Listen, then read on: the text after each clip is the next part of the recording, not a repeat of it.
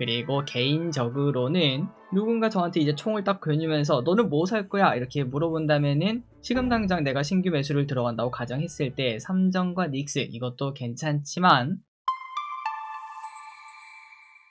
네, 안녕하세요. 주식은 역시 기리기리세 기리십니다. 안녕하세요, 기리분들. 연일 증시가 올라가고 자고 일어나면 올라가고 눈 감았다 뜨면 올라가는 그러한 시대에 현재 우리는 살고 있습니다. 같이 공부하시죠. 렛츠 기리. 첫 번째입니다. 미국은 혼조세. 자, 어제 미국 증시는 혼조세를 보여줬습니다. 나스닥은 올랐는데 다우는 하락하는 모습을 나타냈는데요. 그 이유가 뭔가? 일단 기술주들은 실적 발표를 앞두고 아유 좋은 실적 나오겠지 AI 시대 아니야 이런 얘기가 나타나며 어제 나스닥과 S&P 500은 올랐거든요. 하지만 다우 쪽에서는 보험주가 급락하며 대형주의 심리가 악화되는 양상이 나타났습니다. 자, 그렇다면 보험주가 왜 그렇게 되었나? 바로 메디케어라는 노인을 위한 건강보험 제도가 있다고 합니다. 이거는 정부가 이제 보험사에 돈을 주고 그 돈으로 보험사가 돈을 처리하는 방식을 쓴다고 하는데요. 그런데 시장에서는 이번에 이제 정부에서 한 4에서 6% 정도 올려서 줄 거야 라고 예상했다고 합니다. 하지만 정부가 동결 수준으로 예상하며 보험사 입장에서는 충격적인 소식 아니겠습니까? 그러다 보니까 미국 최대 보험사인 유나이티드 헬스는 19%나 폭락했고요. 다우존스 헬스케어 지수가 11%나 급락하며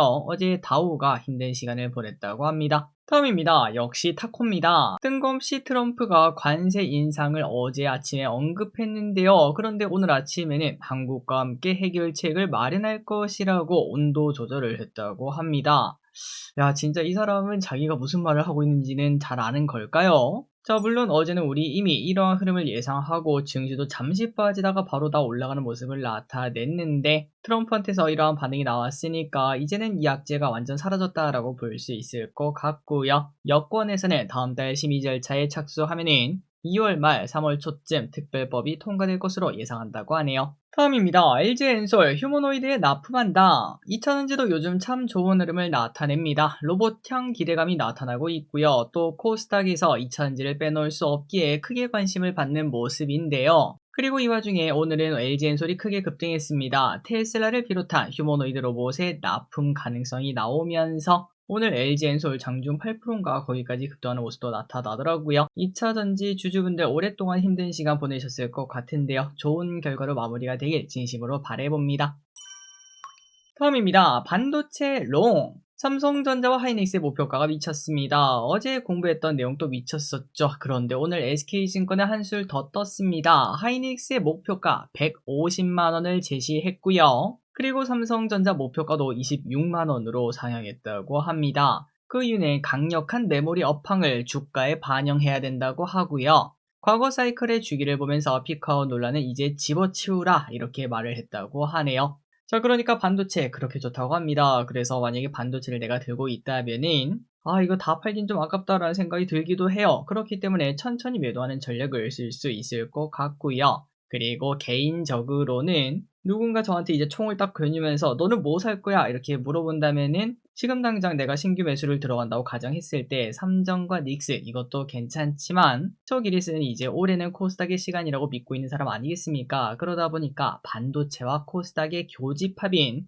반도체 소부장 쪽에 조금 돈을 넣지 않을까 이런 생각을 해봅니다. 누가 만약에 저한테 협박을 한다면요. 이러한 시각도 있으니까 참고해보시면 좋을 것 같고요. 가장 좋은 거는 여러 개를 같이 합친 ETF로 접근하는 것도 나쁘지 않을 것 같아요. 다음입니다. 코스닥 1500 가능성. 증권사에서도 코스닥 전망을 꺼내기 시작했습니다. NH투자증권의 목표 지수를 1300으로 상향을 했고요.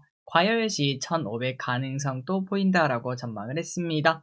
그 근거는 심플합니다. 과거 고점 퍼 38배를 내년 코스닥 예상 순이익에 적용했다고 하는데요. 참고로 퍼 38배가 언제입니까? 바로 코시국입니다. 2021년. 그때 당시에 코스닥이 정말 뜨겁지 않았겠습니까? 그때 퍼를 내년 실적에다가 적용하면은 1300이 나온다고 하네요. 그런데 너무 낮지 않나 라는 생각이 듭니다. 벌써 1100인데요 라는 생각이 들고 사실 1300 지금 흐름을 봤을 때 다음 주에도 가능해 보이거든요.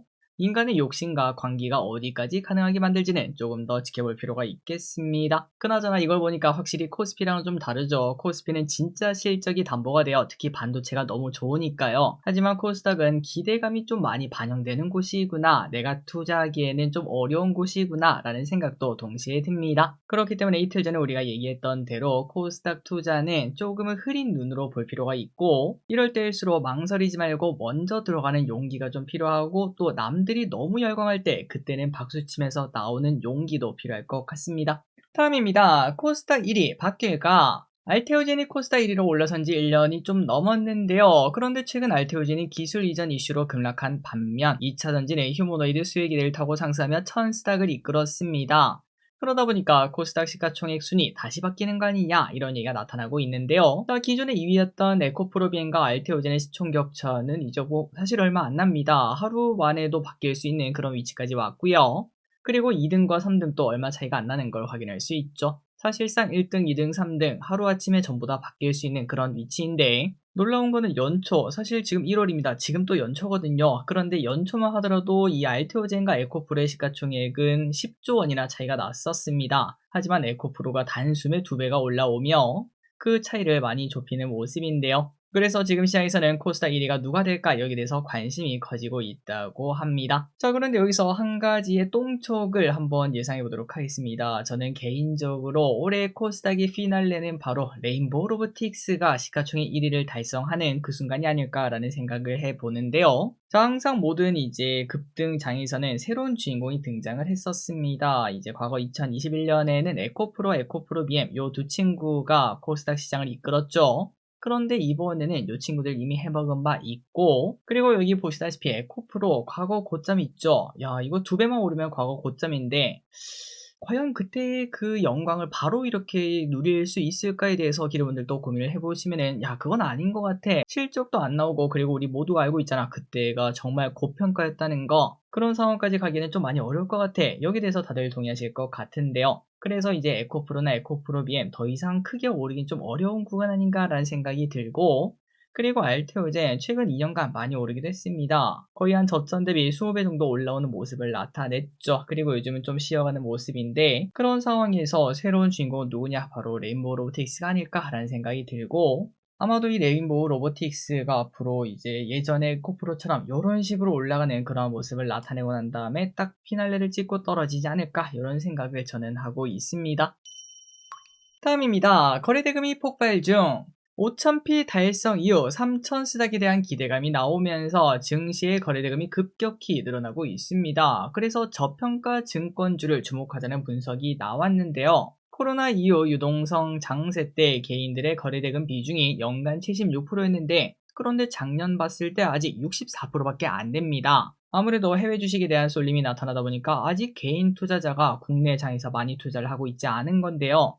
하지만 앞으로 이제 정부 의지가 강력하지 않겠습니까? 소확개미를 한국에 불러오고 싶어 합니다. 그 모습이 조금씩 나타나다 보면 평균 거래대금은 더 올라갈 거고, 결국은 증권사가 노났다라고 볼 수 있다고 하네요. 다음입니다. 일본 총리가 또 대만을 언급했다고 합니다. 일본과 대만은 가까운 거리에 있다며 그곳에서 큰일이 발생하면 대만에 있는 일본인과 미국인을 구하러 가야 된다라고 말을 했는데요. 그러자 중국은 예전에는 너네만 대만 식민 통치해놓고 양심도 없냐, 이렇게 말을 하며 여전히 이 두 나라의 사이는 나쁜 모습을 나타내고 있습니다. 당분간 절대 회복 안 되겠죠. 자, 이 와중에 이제 중국의 최대 명절인 춘절이 다가오고 있습니다. 다음 달 15일부터 9일간 연휴가 시작될 예정인데요. 긴 연휴다 보니까 여행을 가는 사람도 많고, 그런데 방금 뭐라고 했죠? 일본이랑 사이가 안 좋다고요? 한국으로 올 것으로 보인다고 합니다.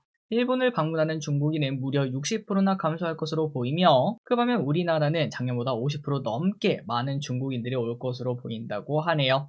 다음 달에 중국인들 아마 서울이나 제주도 이쪽에서 많이 볼 수 있겠습니다. 다음입니다. 한파의 영향. 미국의 한파 영향이 커지고 있다는 소식을 우리가 어제 봤었는데요. 그런데 이 정전의 여파가 여러 곳에 영향을 주고 있습니다. 일단 한파로 인해 미국의 석유 생산 업체들이 주말 동안 하루 생산량의 15%, 그러니까 약 200만 배럴의 생산 손실을 겪었다고 해요. 그러한 소식이 나타나면서 유가가 올라가는 모습이 나타났고, 뿐만 아니라 비트코인 채굴도 얼어붙고 있습니다. 산업용 전력 공급에 대한 부담이 커지자 대형 채굴 기업들이 전력망 부하를 줄이기 위해서 대규모 가동 중단에 나서고 있다고 하네요. 다음입니다. 미용의료 매력 있는 가격. 자, 미용의료 기기 쪽에서도 관심을 가져볼 수 있겠죠. 한때 코스닥에서 좀 주름 잡던 친구들도 있었는데 다시 관심을 가질지 한번 보도록 하겠습니다. 자, 작년 미용의료 섹터의 수익률은 시장 대비 부진한 모습을 보여줬습니다. 연간 수익률은 섹터 27개 중 하위 8위를 기록했지만 그런데 실적을 보면 좀 이상해요. 상위 5위를 기록했다고 합니다. 뭔가가 괴리가 생긴 거죠. 그래서 하나증권에서는 현재 주가가 충분히 매력있다라고 판단했고요.